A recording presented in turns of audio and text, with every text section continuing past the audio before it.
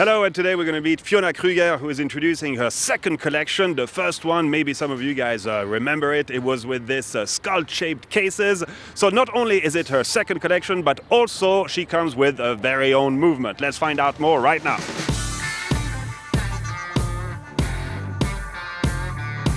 The second collection is called the Chaos Collection. It's inspired by I was trying to find a way to have people relate to the idea of time, which is quite a big idea.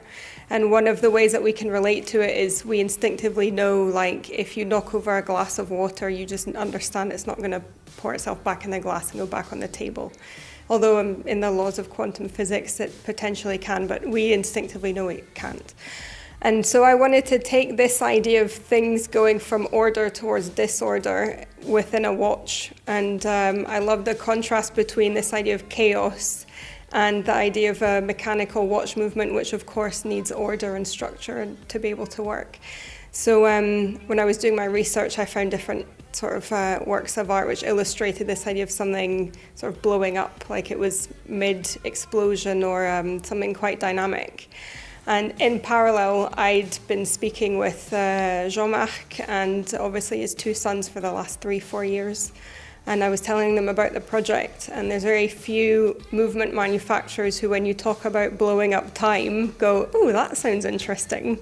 And they just thought the idea was cool, so we started talking. I originally thought maybe we would do a module with them in like 3 or 4 years. But they were really taken by the idea and proposed that if I was up for the challenge, that they would work with me to develop our own movement around this theme. So we've developed our own chaos movement with the Agenhor team.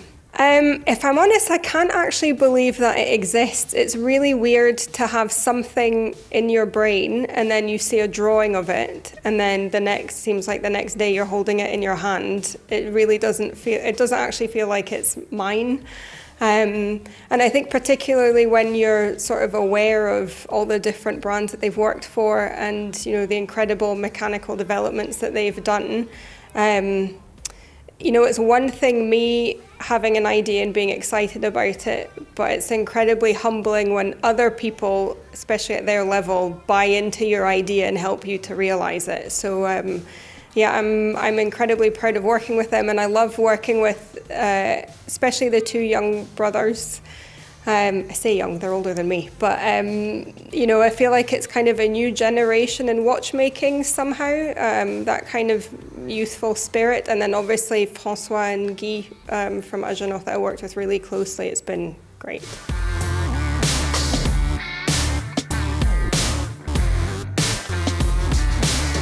If we go a little bit back in time, you don't come from a watchmaking background. Yeah, so my background is in fine art, or as Monko calls it, colouring in.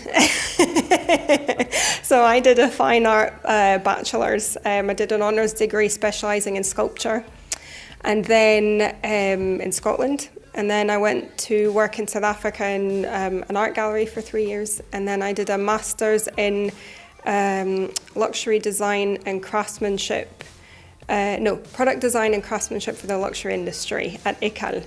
And that was where I discovered watchmaking, because at that point, Audemars Piguet was a sponsor of that master's course, and they asked our class to design a watch for their brand. And so that was my introduction to watchmaking. It never even came on my radar before coming to Switzerland, really. You know, it's important for me to sort of live outside of the watch bubble, as I call it, and come in and collaborate with the people that are the best at what they do when it's the right time to do that. So, I mean, collaboration's a big part of my practice, if I can call it that.